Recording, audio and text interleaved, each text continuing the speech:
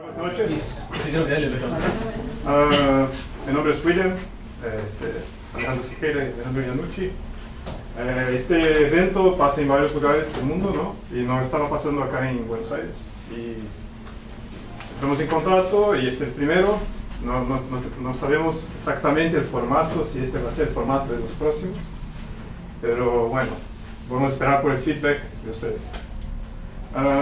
Hoy va a ser como una charlas muy introductorias, sencillas, pero por gente que yo conozco, que son muy buenos. Se quiere hablar sobre Continuous Integration en general y Iannucci va a hablar sobre Jenkins en general. Entonces, bueno, espero que les guste y después esperamos también por feedback. También agradecer a Ariel Polo, que no está acá, pero fue una persona que ayudó muchísimo en la organización, como se queda también. Y bueno, medalla también por la oficina y por la comida. Bueno, ahora voy a arrancar. No, quería recalcar lo que decía William, que esto es algo que como que estamos ahora arrancando. Y bueno, esperemos que siga adelante, que vengan dentro de tipo, un mes, 2 meses, otras presentaciones, que siga viniendo una audiencia más o menos importante y que empiece a generarse como una comunidad alrededor de Jenkins en Buenos Aires. Y esto es como un trabajo que, no sé, iremos acomodándonos en los próximos meses, veremos qué cosas le gustan a la gente, qué cosas tienen éxito, cosas van bien, e iremos acomodando el formato a eso. Perfecto. ¿Algo más? Bueno, arrancamos con mi presentación. Bueno, como les dijo William, yo voy a arrancar con una introducción a Continuous Integration. Si esto anda. Ahí está. Bueno, este soy yo, el de acá. Trabajo acá en Medallia como test engineer y programo hace unos cuantos años, y en los últimos 6 años, digamos, me especialicé en testing, en Continuous Integration y en releases. Así que debido a eso estoy usando y usé mucho en los últimos 6 años Jenkins y otras herramientas de Continuous Integration, y me especializo en estas tecnologías: Java, Groovy, Bash y bueno, Jenkins, Twitter y LinkedIn. Y la idea de la presentación de hoy es un poco contarles lo que es integración continua, contarles ciertos fundamentos de integración continua basados en lo que fue mi historia de trabajo. Quizás por cómo fue evolucionando, madurando la forma de trabajar. Cuando yo empecé a trabajar, trabajé con cosas muy rústicas, y a medida que fui progresando en el laburo, fui empezando a usar tecnologías o procesos más sofisticados. Entonces voy a hacer como un paralelo entre lo que es integración continua, entre lo que es arrancar con las cosas básicas y lo más complejo, y las cosas que estuve haciendo en mi carrera profesional. Esto es una definición un poco random y arbitraria, mezcla de cosas encontradas ahí en Google y en Wikipedia, pero resume algunas cosas de integración continua que después vamos a ir viendo más en profundidad y revalidando. Pero básicamente la idea de integración continua es integrar el código frecuentemente y validarlo, y saber qué es lo que está pasando con ese código, si ese código anduvo bien o tiene algún problema. La definición no dice nada, pero espero que nos sirva como punto de partida. ¿Qué pasó? No, definición arbitraria que no... Sí, no dice nada, qué sé yo. Si yo les pongo esto, no van a saber qué es integración continua. Pero quería ponerla para que tengan una idea de qué es lo que dice Google. Bueno, ¿y cómo funciona? Básicamente, integración continua... Primero, ¿quiénes tienen ya exposición a integración continua, elaboraron con Jenkins o algo por el estilo? Como para tener una idea. Buenísimo.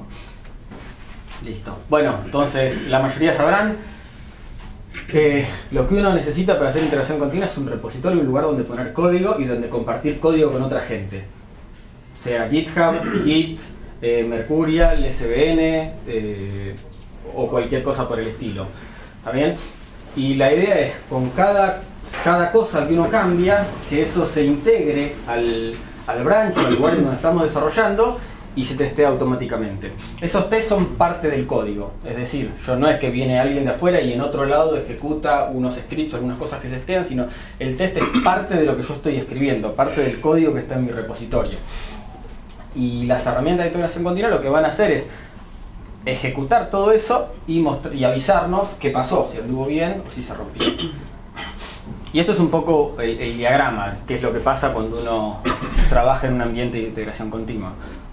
Uno como desarrollador trabaja, cuando uno termina de hacer algo, puede ser una feature, o puede ser un fix, o puede ser el cambio del día, el trabajo del día, uno termina de trabajar, este cambio lo pushea a un repositorio de código, y hay otra máquina acá, que es un servidor de integración continua, que va a buscar los cambios que haya en el repo, y va a ejecutar, va a buildear y ejecutar test. Buildear es compilar, copiar cosas, ensamblar cosas para distribuir, va a ejecutar test y después nos va a notificar a nosotros los desarrolladores, a quien uno quiera notificar, si las cosas anduvieron bien o si tuvieron algún problema. Muchas veces, si las cosas anduvieron bien, no notificamos a nadie, porque es lo esperable, y si las cosas andan mal, ahí sí, notificamos a alguien porque hay que hacer algo. Esto es básicamente. ¿Y por qué uno quiere trabajar de esta forma? Bueno, básicamente, después le voy a ir contando, no sé cuál es mi experiencia profesional, por qué está bueno trabajar así, pero básicamente cuando uno encuentra problemas, cuando uno termina de escribir un código, lo mete en un repositorio y los tests pueden correr, uno puede encontrar problemas muy rápido. En vez de esperar a 2 meses a poner en producción algo, uno encuentra los problemas el mismo día que uno hizo los cambios, y uno tiene la disciplina de meterlos en el repo. Eso lo que permite es bajar muchísimo el costo. El costo de arreglar un test ese mismo día que yo tengo un problema es muchísimo menor a arreglarlo cuando el código está casi en producción y hay un montón de otras partes y compromisos comerciales en juego. También al tener test que corren sobre el código que yo estoy haciendo, voy a estar más tranquilo a la hora de comitear algo, de meter cambios, porque cuando yo meto un cambio, si hubo algún problema, seguramente mis tests lo detecten. Y nos va a dar visibilidad, es decir, a otras personas les va a avisar, che, esto anduvo bien, esto anduvo mal, y eso nos sirve para poder tomar acciones en el caso de un problema o para quedarnos tranquilos de que el proyecto está bien.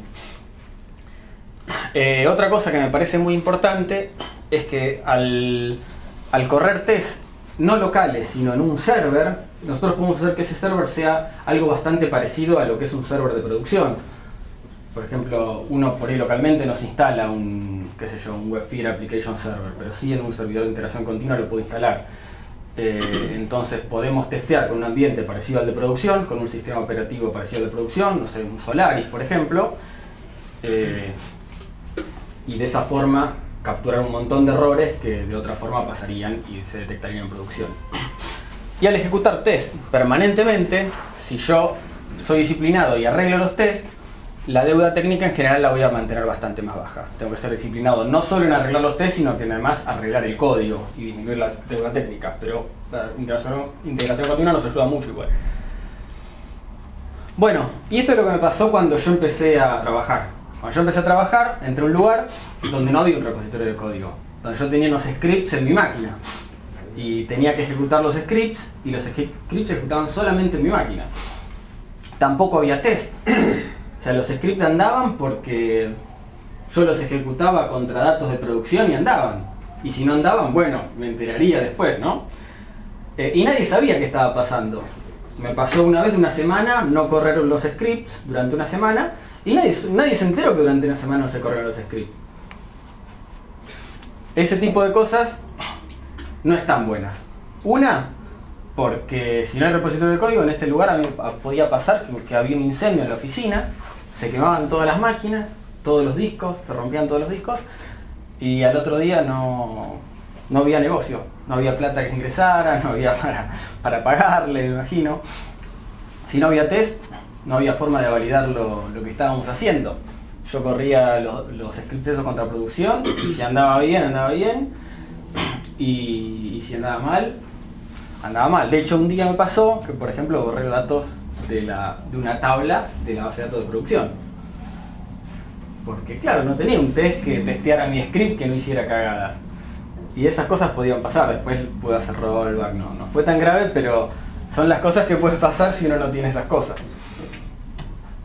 Por suerte después pude conseguir otro trabajo y ahí estuvo un poquito mejor, pero faltaba. Tenía un repositorio de código, ¿está bien? Entonces podía trabajar, laburar y después agarraba mis cambios, los metía en el repo, pero seguía sin tener test. O sea, para saber si los cambios que había hecho andaban bien, tenía que levantar la aplicación, probar la mano. Y además teníamos backups, con lo cual si se incendiaba la oficina, estábamos tranquilos porque mi jefe tenía en su casa unas cintas en donde guardaba todo y podíamos seguir trabajando al día siguiente. Pero cuando teníamos que ir a producción, cuando teníamos que hacer una demo, cuando ese sistema tenía que estar en producción, no iba a estar tampoco en producción en una máquina como la que yo tenía. Iba a estar en otra máquina, con otras librerías, otras DLL, otras cosas raras, que probablemente fallaran. Entonces, si bien estaba un poquito mejor, porque tenía el repo, tenía backups, todavía faltaba mucho. Hasta que conseguí un laburo bastante mejor, en el que aprendí muchísimo. Y ahí sí empecé a hacer lo que se llama integración continua, que es tener un repositorio de código, tener una herramienta para buildear ese código, es decir, para compilar, para empaquetar el código, para distribuirlo, tener test, que cuando yo metía algún cambio que estaba mal, me avisaban, che, te mandaste una cagada, y todo eso en un servidor de integración continua, que no solo me avisaba a mí, sino que le avisaba a todo el equipo. Che, Alejandro hizo cagadas, rompió todos los test de la aplicación. Pero estaba buenísimo que todos se enteren eso. De hecho, uno de los primeros commits que hice, obviamente, rompí todo. Y vinieron, che, rompiste todo, hay que arreglar esto. Pero si no teníamos los test, no teníamos integración continua, por ahí tomaba 2 o 3 días. En cambio, en el momento en el que yo me mandé una cagada, en ese momento pude arreglarla y pudimos seguir adelante. Y no solo eso, los otros que estaban trabajando, como el fix fue rápido, yo arreglé las cosas más o menos rápidamente porque me avisó la herramienta, pudieron seguir trabajando también. Podían sincronizar con el branch de desarrollo y seguían trabajando. Pero bueno, no era todo ideal, porque todavía no estábamos integrando y teníamos aplicaciones distintas. Teníamos un server que implementaba web services y también teníamos unos clientes, unos dispositivos que eran clientes de esos web services, pero eso quedaba fuera. Entonces ahí había algo raro, y también hay algo raro si yo les cuento que estoy haciendo integración continua y hay una parte del sistema que estamos haciendo que queda fuera de eso. Porque justamente la parte de integración es importantísima, y si yo dejo gran parte del laburo del equipo, por ahí no solo de mi equipo de desarrollo, sino el equipo que está al lado, que es parte del mismo proyecto, si lo dejamos afuera, ahí hay un problema. Obviamente, la primera vez que quisimos tener algo de prueba para pasarle a gente que iba a testearlo, obviamente no anduvo nada. ¿Por qué? Porque sí, teníamos todo esto, teníamos test, pero los test no estaban incluyendo todo. Y eso es importantísimo, los test tienen que incluir todo, tienen que incluir desde la cosa más sencilla, la cosa más chiquitita que es una clase, hasta todo el sistema andando. Y ahí minimizás un montón de riesgo, porque estás seguro que cada cambio que vos metés te deja el sistema en un estado correcto, un estado en el que las cosas andan. Y bueno, y hacíamos un deployment manual, es decir, cuando teníamos que salir a producción tenía que venir alguien, copiar archivos, hacer cosas a mano. Lo cual es bastante tedioso, y si vos de repente tenés una urgencia y tengo que mandar este fix ya a producción porque si no perdemos mucha plata, si vos tenés que hacer un montón de cosas manual y estás muy nervioso porque tenés que mandar un fix porque si no perdés mucha plata, muy probablemente te equivoques. Y teníamos que hacer mucho mantenimiento, que es algo que después voy a hablar porque es algo medio inevitable, el tema de los costos de mantenimiento de esto, sobre todo de los test, ¿no? Y bueno, después fui a trabajar a otro lugar en donde estaba un poco mejor lo que hacíamos. Y teníamos esto, que son distintas capas.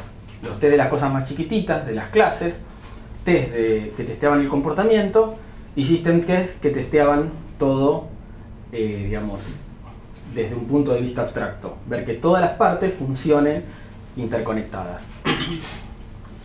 podíamos tener en el server que corría un ambiente similar al de producción, un sistema operativo similar, una JDK similar.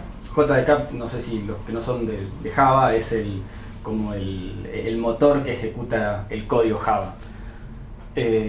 Y también teníamos un deployment automático, o casi automático. Pero bueno, teníamos algo más sofisticado, tenía algo bastante más sólido, más robusto, pero problemas hay siempre. Y ahí fue cuando descubrí los flaky test. No sé si están familiarizados con el término. Flaky test, uno cuando escribe un test, uno lo que espera es que haya una sucesión de pasos. Después de esa sucesión de pasos, el test diga anduvo todo bien o anduvo todo mal. Y lo que uno espera es que si yo lo ejecuto una vez, da mal. Si lo ejecuto de vuelta otra vez, que siga dando mal si el código es el mismo. Bueno, resulta que a veces uno puede escribir test que, por ejemplo, un día anden y un día no anden. Nos pasó, por ejemplo, que había un test que en octubre empezaba a fallar. Porque octubre es el mes 10, que tiene 2 dígitos. O que hay test que de repente esperan por una condición durante 10 segundos y esa condición no es tan exacta. Depende del sistema operativo, de que esté todo andando bien, de la memoria, del uso del disco. Entonces, si estás en el límite, te puede fallar. El asunto es, cuando tenés muchos tests, cosas más o menos importantes, más o menos grandes, lo que te puede empezar a pasar es que un gran porcentaje de esos tests te empiecen a fallar por este tipo de condiciones. Por el ambiente, por timeouts, sobre todo cuando podés tener race conditions y tenés ejecución concurrente, podés tener, bueno, 1000 millones de problemas. Y eso es un problema con el cual empecé a darme la cabeza. Y probablemente todos los que trabajen en una situación similar, integración continua, en la que tienen muchos tests y tests no que testean, no solo unit test, sino que test que testean las cosas a un alto nivel, incluyendo componentes como un application server, como eventualmente algún servicio externo, seguramente se den la cabeza. Y eso es uno de los grandes desafíos para mí cuando uno hace integración continua. Y también teníamos un problema con el tiempo del build, porque en este lugar en una época tardaba 8 horas desde que alguien hacía un commit hasta que ese mismo desarrollador decía, ah, listo, anduvo todo bien o anduvo todo mal. Y eso es un poco inaceptable, porque si vos estás trabajando, estás escribiendo código y no sé, son las 10 de la mañana, listo, esto está perfecto, lo voy a comitear, lo meto en el repo y tenés que esperar 8 horas para saber si anda bien o anda mal, estás en un problema, sobre todo cuando tenés un equipo de 10 personas, por ejemplo. Entonces ponerle a las 12 del mediodía, todos hacen cambios y los test fallan. ¿Y de quién es la culpa? Entonces agregás otra complejidad más. Esto pasa a ser un desafío, digamos, bastante importante de un ambiente de integración continua, pero es un desafío bueno. O sea, es un desafío que pasa.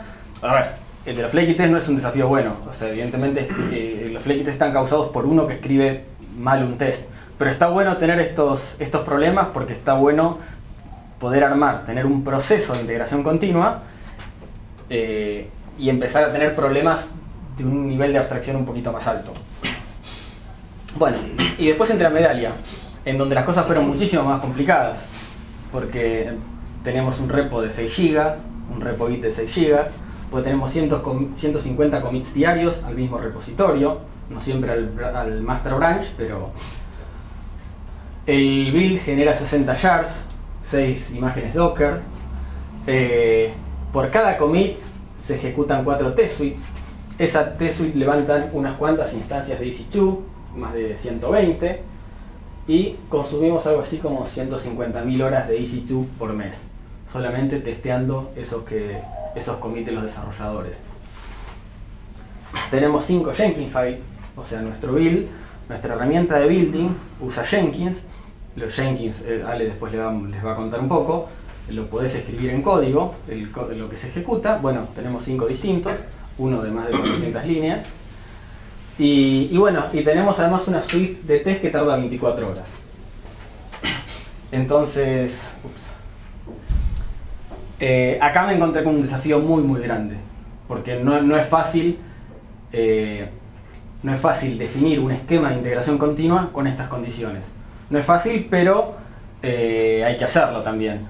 Y hay que trabajar Porque si vos tenés estas condiciones y vos no haces nada para disminuir el tiempo que tarda en un build, por ejemplo, disminuir lo que tardan los tests, lo que te va a pasar es que los desarrolladores no van a saber si las cosas que hacen están bien o están mal, y tarde o temprano la velocidad de desarrollo del equipo va a bajar muchísimo. Entonces, ¿qué es lo que estamos haciendo? ¿Y qué es lo que estuvimos haciendo con alguna de la gente de acá? Bueno, teníamos test que tardaban días y horas, y lo que empezamos a hacer es a paralelizar. Hay una de las test suites que les dije, de esas 4, tiene algo así como 370 clases de test. Bueno, lo que hacemos es, agarramos cada una de esas clases y las mandamos a ejecutar a una instancia de Amazon separada. De esa forma, en vez de los test esos, en vez de correr en 2 días secuencialmente, se corren en paralelo y en media hora se ejecutaron todos, o menos tiempo. También tenemos un problema que es el asincronismo, y es que cuando nosotros tenemos unas herramientas, unas de esas test suite que no corren adentro de Jenkins, son otras herramientas separadas que tienen ciertas particularidades, por ejemplo esto de hacer las cosas en paralelo, y manejar asincronismo dentro de Jenkins con herramientas externas es un poco complicado. Entonces, para eso estamos usando los status check de GitHub, que no sé si todos usaron GitHub, pero cuando vos querés mergear algo en el branch de desarrollo, a vos te bloquea el merge si no hay ciertos status que están ok. Entre ellos, la validación de que los tests estos pasaron. Bien. Y también el problema ligado con lo que les había contado antes de la inestabilidad de los flaky tests, de test que un día andan bien, otro día fallan, porque a veces el server está ejecutando muchas cosas y de repente falla, porque, no sé, tiene mucha memoria, porque quedó sucio el file system, por el motivo que sea, a veces fallan y a veces no. Entonces, para hacer eso no hay otra cosa que arremangarse y ponerse a trabajar e ir test tras test, mirando qué es lo que pasó. Este a veces anda, este a veces no anda, lo agregamos en una lista. Estos son los test que a veces andan y a veces no andan, lo agregamos en un backlog, lo asignamos a los desarrolladores y hay que arreglarlo, y hay que hacer todo ese seguimiento, lo cual es un trabajo bastante tedioso, pero sí o sí, si tenemos una cantidad de test de, no sé, arriba de 10.000, arriba de 20.000 test, con muchos test de integración, con muchas dependencias, es un trabajo que en algún momento hay que hacer.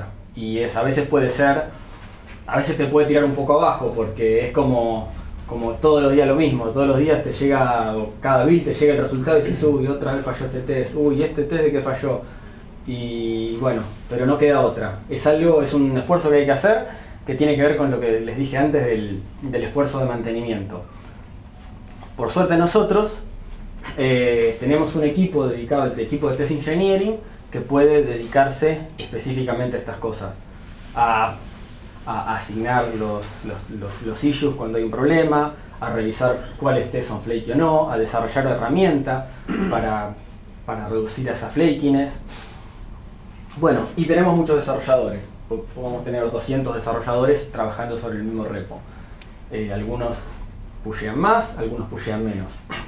Y entonces para eso lo que desarrollamos es un sistema de ownership que permite a cada equipo asignar partes del código. Entonces, cuando hay problemas con una parte del código, de inestabilidad de los tests, se les puede como empujar para que traten de resolver el tema.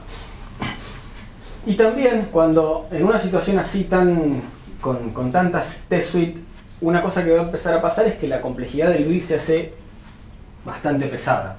O sea, uno de los build nuestros, de los Jenkins file nuestros, tiene más de 400 líneas o 500, y Juan Pablo, que está sentado por ahí, se está encargando de agregarle 100 líneas más ahora.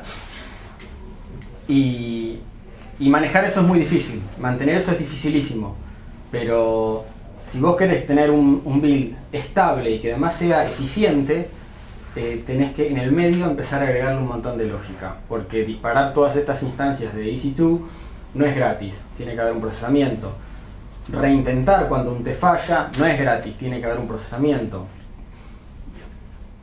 unificar los resultados de cada una de las herramientas de test, las herramientas de análisis estático de código, no es gratis. Todo eso requiere líneas de código y líneas de configuración. Y manejar eso es bastante complicado. Por suerte nosotros tenemos un equipo, el equipo de Test Engineering, que estamos dedicados a eso. Somos 6 personas acá y 5 más allá en San Mateo, en el headquarter de Medallia, que estamos dedicados a esto, a lo que es el workflow de desarrollo, ayudar el workflow de desarrollo. Y en paralelo hay un equipo acá en Buenos Aires, que son 6 personas más, que está trabajando en una parte particular del código de desarrollo, que es más bien toda esta parte de los status checks y de las notificaciones a los desarrolladores. Entonces, es complicadísimo, son los problemas que uno empieza a tener cuando uno empieza a implementar integración continua con un ambiente recontra complejo, pero es inevitable. Y si tuviéramos los mismos desafíos que tuviéramos acá, pero no usáramos integración continua, sería un caos absoluto, porque nadie sabría cuándo terminaron de correr los tests, porque nadie sabía si los cambios que uno hizo anduvieron bien o anduvieron mal. Se pueden interrumpirme para preguntas, yo no les dije al principio, pues me olvidé, pero bueno. Y en base a todo esto que fui aprendiendo, una cosa que quería contarles son las buenas prácticas o lo que uno tendría que tratar de hacer en un ambiente de integración continua, que es, para mí lo más importante es integrar. Les dije en un momento que en mi tercer trabajo, una cosa que pasó es que estábamos usando CI y todo, pero cuando fuimos a deployar en un ambiente de test no andaba nada, porque nunca habíamos probado todos los componentes del sistema juntos. Bueno, eso es de las cosas más importantes que hay. Si yo voy a tener un ambiente de integración continua, tengo que poder integrar todos los componentes y hacerlos andar a la vez. Porque los problemas en integración, el costo de arreglar problemas de integración, es probablemente uno de los costos más altos que hay en el desarrollo. Porque ahí están involucrados no solo componentes de código distintos, sino también equipos distintos. Y también hay otra cuestión que tiene que ver con la semántica de las comunicaciones. Si tenés una comunicación sincrónica o asincrónica, empezás a tener por ahí problemas de red, empezás a tener problemas de contención. Y bueno, parte del integrar tiene que ver con eso y también con frecuentemente pushear los cambios al repositorio, para que siempre en el repositorio estemos seguros de que hay una copia más o menos nueva y más o menos limpia. Y otra cosa importantísima es tener un build rápido. No sé si trabajaron todos con Gradle, Ant, SBT o herramientas parecidas, pero cuando uno compila el código, uno hace muchas más cosas que compilar. Uno compila, genera documentación, empaqueta el código, y todo eso lo hace una herramienta, una build tool como Maven, Ant o Gradle, en el caso de Java, que es lo que yo más manejo, y eso tiene que ser rápido, porque yo no puedo un desarrollador no puede esperar 20 minutos para ver si el proyecto compila. Eso tiene que ser muy rápido, y tampoco puede hacerlo el server, porque el desarrollador igual está esperando mientras el server está buildeando. Y nosotros tenemos este Jenkins Files, este build, que tiene 400 líneas. Una consulta, ¿es muy grande la aplicación o la tienen bien dividida atómica? Es más bien monolítica y es inmensa. Es muy grande, es un desafío. Ese es el desafío. No es modular, digamos. Estamos en el camino, en parte de todo esto, yendo hacia la modularización. Y también ahí es donde un proceso de integración continua te ayuda mucho, porque cuando sacás algo, o sea, si vos no tenés test que están ejecutando todo el tiempo y sacás algo, es como que... Porque quizás te ayuda el build rápido y que sea bien atómica, pero el integrar es más complicado, porque tenés que tratar de que cada build se haga y integrarlo, sí, y ver que todos los módulos diferentes se integren perfectamente. Exacto, y por ahí que las versiones, porque vos ahí tenés un branch de desarrollo y además branch en los que vos tenés releases que ya se hicieron en el pasado, pero también tenés que mantenerlos. Y si lo modularizás, las versiones que tiene el branch de desarrollo y los releases anteriores, tenés que gestionar eso y mantener los builds para todas esas versiones. Sí, pero me daba a entender que tenías una aplicación muy grande de todo lo que, lo que está diciendo. Nosotros tenemos quizás en nuestra empresa como más modularizado, como un escenario un poco diferente. Eso está buenísimo. Tener eso tiene sus pros y sus contras. Viste que la gente de Google, por ejemplo, tiene un monolito también. Decidieron ir por el camino del monolito porque cuando haces un cambio en, qué sé yo, en Gmail, no sé, o un cambio de Google Talk, la parte de Gmail de Google Talk para chatear automáticamente lo tiene. Entonces sacan un release y sacan con todos los cambios. Sí, no todo tiene que ver con problema. la historia de la empresa y el sistema que tienen. Hay sistemas que no se pueden, es conveniente modularizarlo y otros que no. Es una decisión difícil y compleja. Bueno, nosotros estamos tratando de modularizar un poco lo que se puede. Y bueno, cuando tenés una empresa como la que yo tengo, que tiene varias plataformas, porque adquirió varias empresas, aunque todos tienen el mismo negocio, la cosa se complica terriblemente, porque por más que siempre testeas el mismo tipo de producto, cada plataforma tiene su propio desarrollo, todavía no se ha integrado. Claro. Hay productos que sí se integraron, para mí es una buena decisión empresaria, que si todas las empresitas que vos compraste ofrecen el mismo producto, es preferible que el producto no esté en cada una de las empresas, sino que se centralice, y entonces vos podés manejar las diferencias para cada boca de expendio. Sí. Pero eso se ha hecho solamente con un solo producto, así que la situación es, aunque no es monolítico, es tan desperdigada, es tan dispersa, que yo no sé.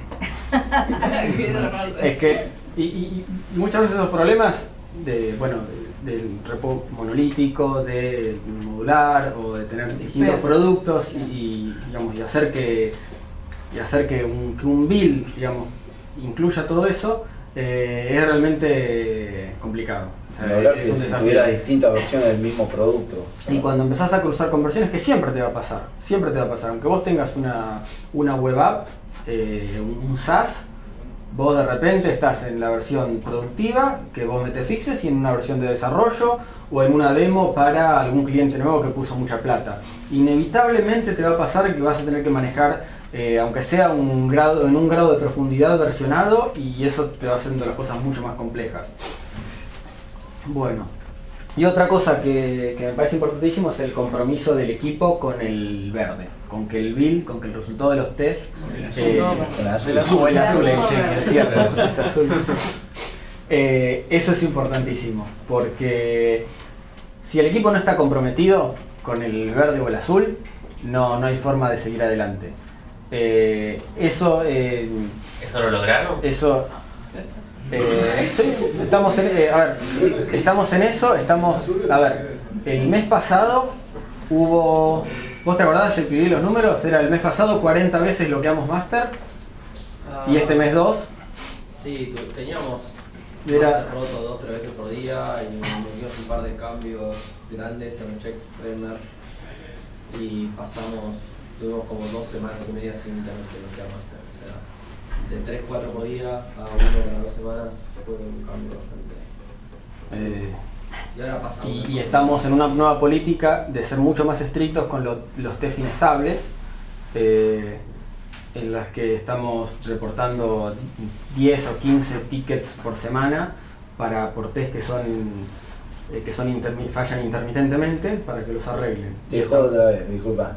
¿Y los test, cuántos test tienen que tener? ¿Quién es el que se encarga de eso? ¿Cómo manejan eso? ¿Cuál es el coverage de mis tests? Usamos herramientas dependiendo de la herramienta. Usamos test code coverage, ¿no? Por ejemplo, una de las herramientas de test de integración te da un porcentaje, pero en este momento no estamos teniendo como un corte tipo de que el build falle por algo así. Te hago una pregunta, ¿qué integración tienen ustedes con un funcional? En el sentido siguiente, estamos hablando de la cantidad de testing. Todo empieza, vos tenés una serie de testing manuales y finalmente caes en la automatización. Porque no hay que confundir el test unitario con el testing que se está pretendiendo de automatización. Claro, pero no es lo mismo el test unitario al test que se está persiguiendo con la automatización. Sí. Son cosas distintas. Igual es te cuento Te digo brevemente por lo que es yo nuestra estoy viendo, situación. me parece que está muy orientado nosotros- que es unitario ustedes. Nosotros tenemos una forma de trabajar bastante particular en la que todos estos test, sean test unit test o sean test funcionales, los escriben los desarrolladores. Está bien, porque finalmente cae eso en una automatización. Ya uses API o lo que uses, vas a caer en la automatización. Pero el criterio de cuál es la cantidad mínima necesaria para estar seguro que mantenés el perfil de un producto, tiene que ser un convenio, no creo que sea solamente el desarrollador. No, eso lo que pasa, eso depende mucho de No sé, nuestros no equipos. importa, Eso depende mucho de nuestros equipos. Hay equipos más independientes, equipos más que confían más en el product manager, hay equipos que en algún momento involucraron a contractors que participaban, hay equipos que nos involucran nosotros de test engineering para que les demos una opinión o una estrategia de test. Eso varía muchísimo. Lo que sí es común a todo es que en general la mayoría de los test los escriben los desarrolladores del nivel que sea, desde abajo hasta Yo no estoy arriba. hablando de la escritura del test, yo estoy hablando de la cantidad necesaria, del criterio para determinar.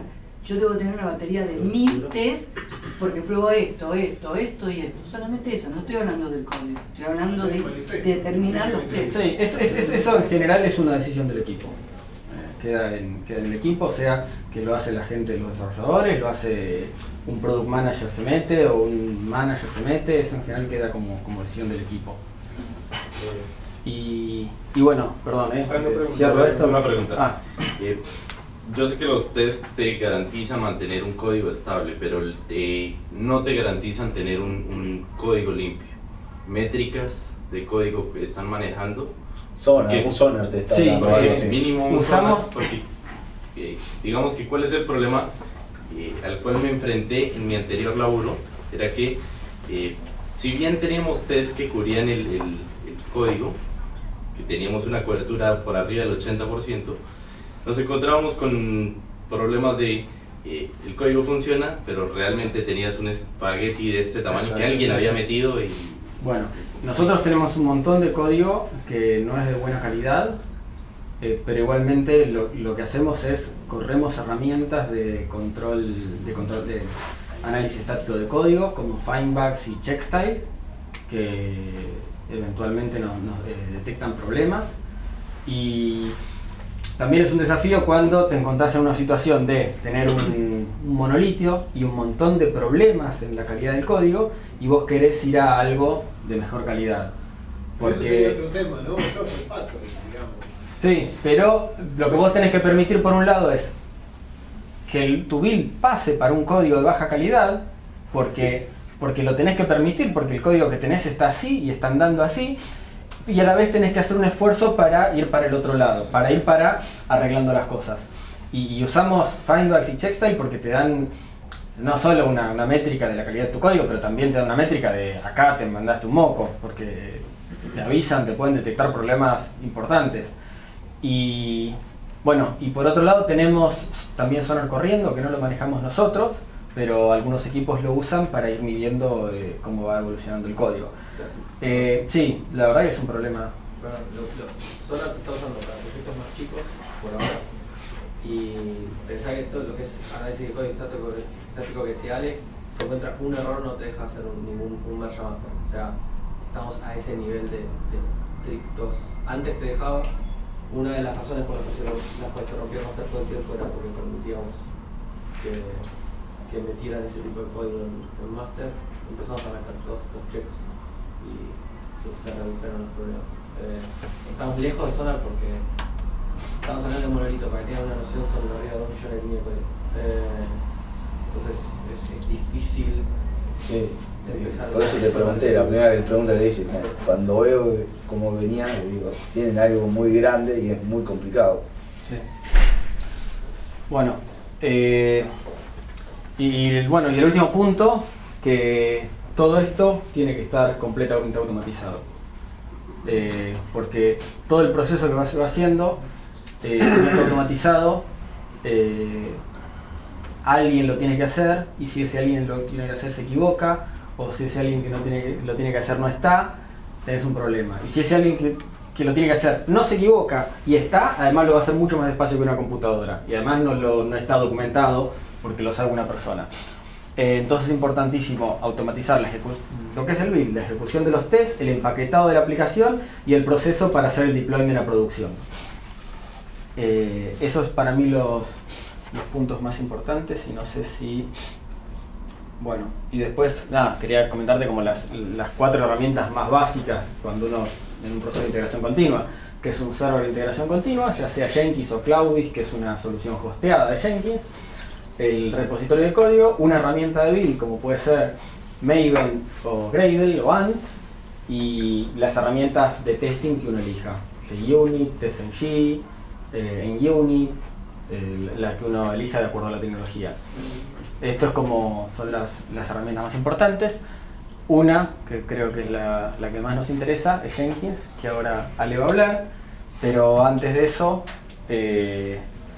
bueno, ya hicieron algunas preguntas, pero si alguien quiere hacer alguna pregunta extra, adelante.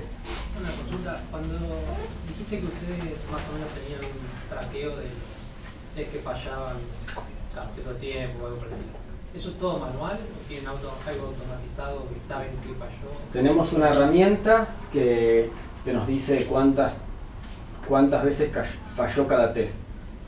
Tenemos varias herramientas de varios, digamos, frameworks de test. 2 de ellas, para cada test, yo puedo elegir un test y me dice cuántas veces falló. Eso nos ayuda muchísimo. ¿Es algo propio de igual, ustedes, o es una... No, sí, es algo nuestro. Además, otra de las herramientas de test lo que hace es, que eso es algo que se hace bastante, es ejecuta los tests una vez y si fallan lo ejecuta de vuelta. No está bueno porque si después cuando lo ejecuta otra vez el test anda, asume que funciona. Claro, ¿qué haces? Si decís que se rompió, que hay un problema, ¿para qué ejecutaste de vuelta? Y si decís que el build anduvo bien después de la segunda ejecución, entonces está diciendo que anduvo bien cuando en realidad hubo un problema y es medio como que no cierra. Pero bueno, por lo menos eso te permite saber para cada ejecución que hubo, si un test se ejecutó más de una vez, falló una vez, y eso nosotros lo que hacemos es reportarlo para que el equipo que es dueño de ese código, de ese test, se ponga a trabajar. Y de acuerdo a cuán frecuente es, pusheamos distinto para que eso se arregle.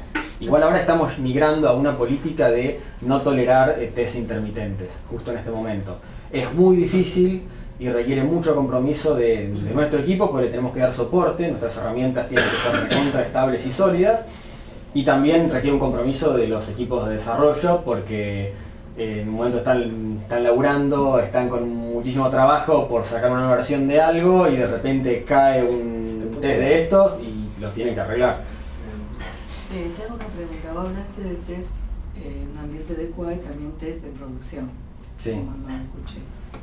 ¿Ustedes corren test en producción para ver qué pasa después de cada release? Sí. ¿Lo hacen todos los días? ¿Cuál es el criterio? No, para se corre. Test en producción? Nosotros tenemos un equipo que se dedica a la parte de lo que es el release. Yo te voy a contar lo que yo sé. Cuando se hace el deployment, nosotros no hacemos el deployment para todos los clientes a la vez, sino lo que lo hacemos de a poquito. Y a medida que se hace ese de a poquito, se van corriendo sets de validaciones contra esos nuevos deployments para ver que todo esté bien. En producción. En producción, sí. No se hace nada que afecte a los clientes, a la operatoria de los clientes, a los datos, ni nada, pero sí se hacen cosas que dejan todo, o sea, que no le tocan los datos a los clientes, pero sí validan que el ambiente de ellos está bien. Si las cosas estuvieran bien, si vos probaste antes del release en QA, en el ambiente de QA, la misma versión de los test automatizados lo corres en producción para ver los resultados. Sí, en realidad lo que hacemos es corremos la versión que estamos deployando en producción contra la versión anterior que tenía el cliente y hacemos la comparación para estar seguros de que el comportamiento es el mismo, a diferencia de lo nuevo que... Claro, no es correr la batería del test anterior. Sí, en realidad son test que comparan los datos, un reporte, por ejemplo, reportes del release anterior y de este release nuevo y validan que esté todo bien. Claro, por eso te digo, no son los mismos test que usas en QA. No, son test los test que usamos nosotros que corren el build son test que eventualmente, dame un segundo, que van, me escriben en la base de datos, prueban cosas distintas, que eso son otras cosas que no se pueden probar en producción. Perfecto, no, eso te entiendo. tenemos un proceso de pre-deployment Eso, sí. que sí prueba, los mismos textos se prueban durante el deployment en el server de producción, pero contra 2 instancias de QA. O sea, probamos cosas que no se pueden probar en producción, pero también probamos cosas que sí se pueden probar en producción, como para confirmar que antes de empezar un deployment no hay errores graves. Bueno. Che, una pregunta más, para llegar al nivel de madurez que tienen hoy, ¿cuánto tiempo les llevó? O sea, eso te pregunto porque sé que... No sabía decirte. Es complejo, o sea, la historia de Medallia, de este producto es bastante larga. Digo, por lo menos desde que estás vos, por ejemplo. Digo, desde que estoy yo, es tiempo, como estar arriba de un Fórmula 1 en el que todas las semanas te puede cambiar absolutamente todo el workflow de desarrollo. Es para bien, estamos haciendo cambios todo el tiempo y está buenísimo. Pero sobre todo él, Juan Pablo, es responsable de muchos de esos cambios y es como que desde que yo entré hace 8 meses ahora, la forma de laburo de los desarrolladores cambió drásticamente. Cambiaron las herramientas, cambió la forma que se hace todo el proceso para bien. ¿Alguna pregunta más? ¿No? Entonces...